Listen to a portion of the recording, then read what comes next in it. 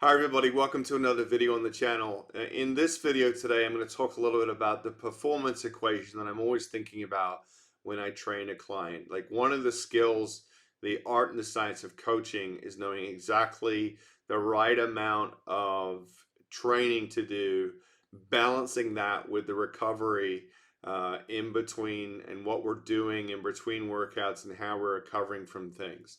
But first, full credit where credit is due. I got this or a very similar equation from reading a book, Training and Racing with a Power Meter by Hunter Allen and Andrew Coggan.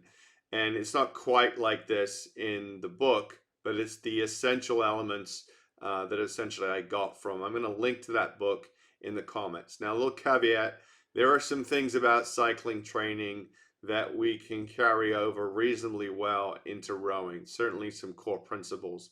But that doesn't mean we should take everything from cycling training and just make it gospel and bring it into rowing. But that's for another conversation at another time. This performance equation essentially balances output and fitness and recovery. So the output is what is actually happening, what is the work being that we are producing either in the boat or in the machine. The fitness is what's our present level of physical readiness, our capacity to do work.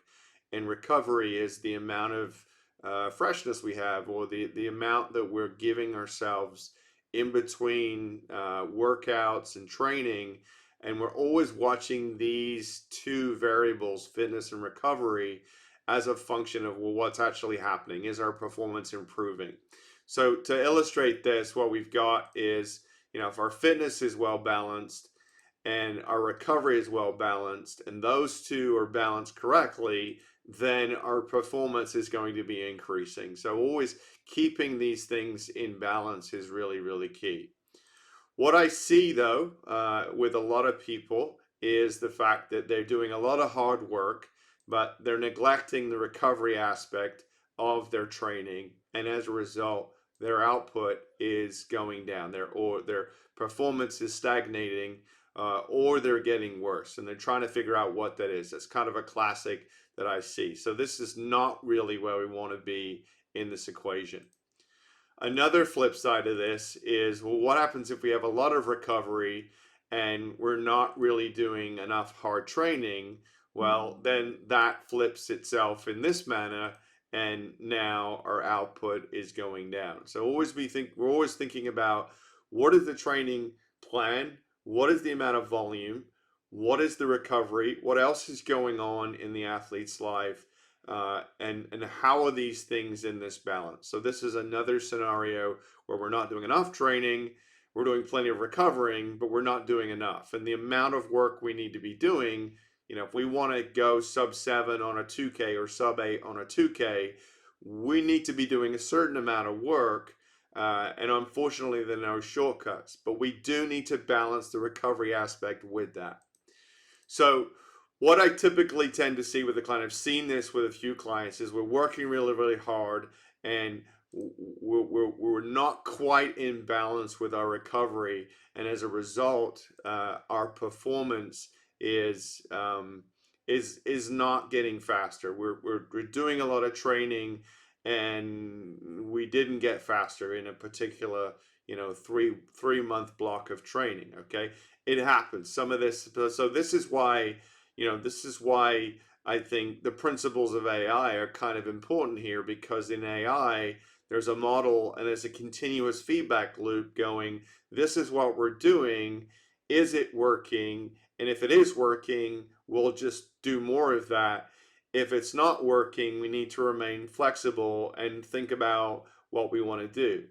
I think a lot of times, the default is, well, I'm not getting faster, so therefore I should do more and more and more training, and then I'll get faster.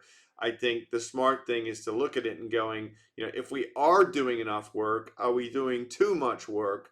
And could we be a bit smarter about dialing that back? So essentially, this happened to me in my freshman year of college. I did a whole lot of training in the fall, between September and December. And ultimately, yes, I was getting better, I was getting faster, And I was running, Harvard Stadium out in Boston and things like that, and really doing a lot of work. But my erg times were good, but they weren't necessarily getting any faster. And what I did was I went back to the UK and I did about a 3 week block as I went back to visit my family in the UK.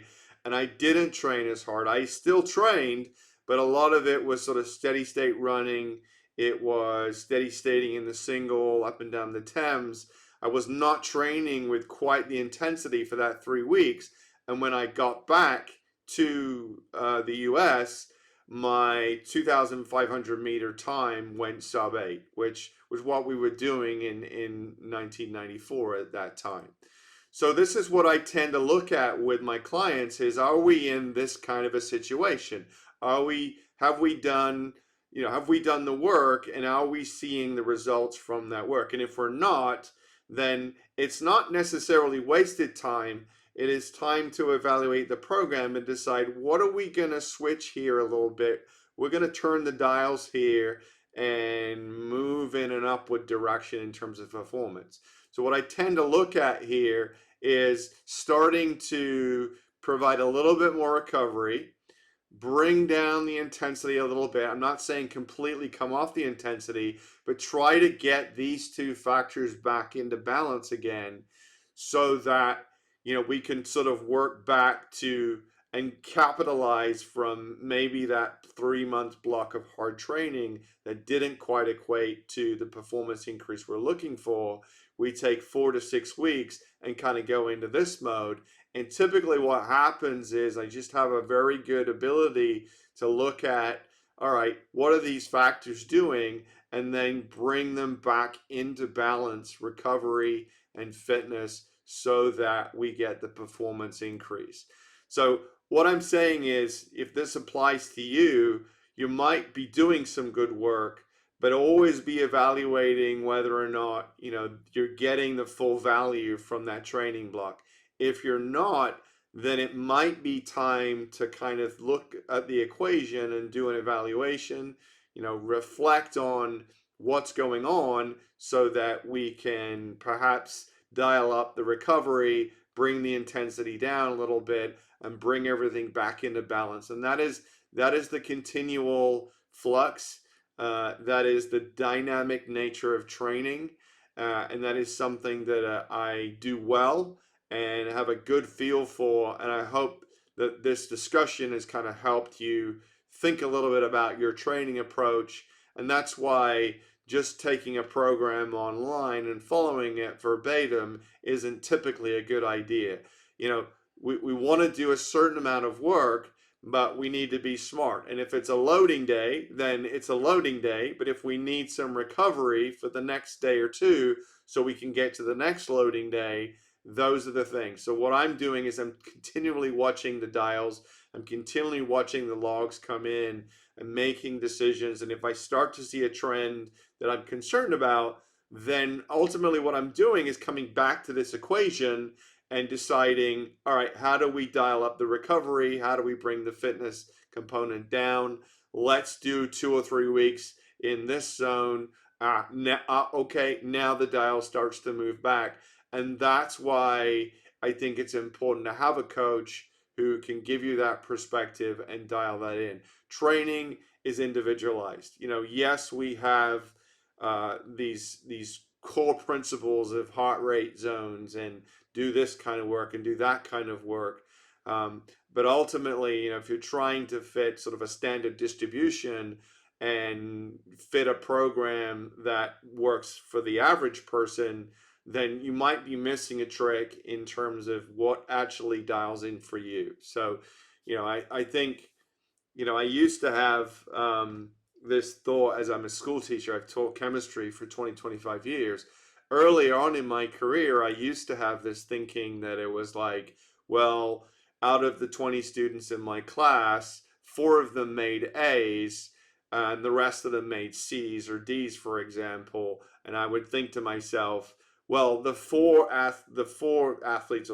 students in there who made A's, well, I clearly taught it correctly because I've got 4 students that made A's.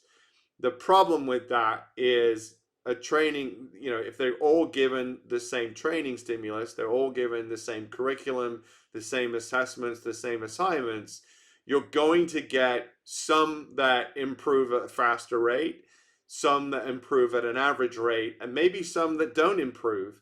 And I think it's the same kind of thing. If you're a teacher saying, or a coach saying, well, three of my athletes went faster, but the rest didn't, so I did something right, you've got to be looking at what everybody else is doing in that and adjusting the dials for those particular athletes. So that's the end of today's discussion. I hope it's been giving you some food for thought.